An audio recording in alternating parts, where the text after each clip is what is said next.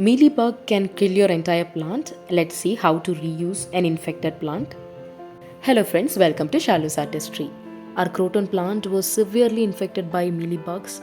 So what we did was we trimmed it out. So now this trimmed portion is going to grow separately, and the portion that has root, obviously it is going to grow again. In this trimmed portion, whichever is possible to have some stems, let it be. The remaining leaves can be cut separately and it can be washed thoroughly so that none of the mealybug stays on the leaf. And it's important not to harm the leaves. The leaves have to be gently handled. And once it is completely washed, it can be placed inside water. The reason why we go for water is water propagation is much easier compared to soil propagation.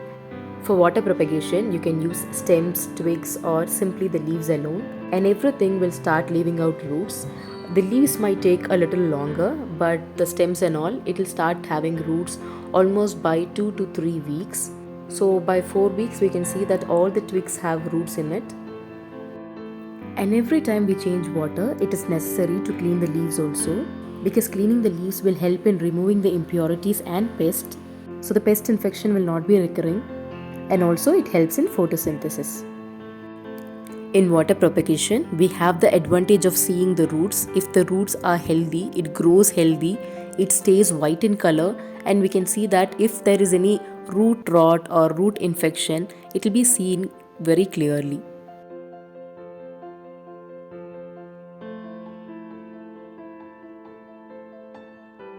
In this water plant, we can see that the leaves are not washed clearly, so there is a layer of dust accumulated on the leaves.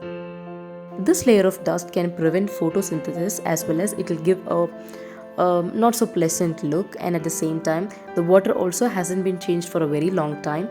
You can see there are worms going on. This worms also causes root rot.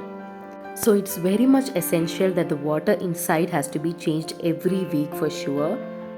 And while changing the water, the leaves and the roots have to be cleaned. And if the water is not changed, the plants die like this.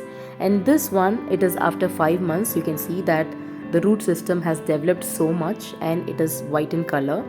These roots are healthy, of course. And concerning these leaves have been kept inside for almost 5 months, and you can see that most of the leaves don't have a root system. Even then, it is still fresh and glossy. 1 or 2 has given out roots. So the best way to reuse infected plant is washing it and placing it inside water.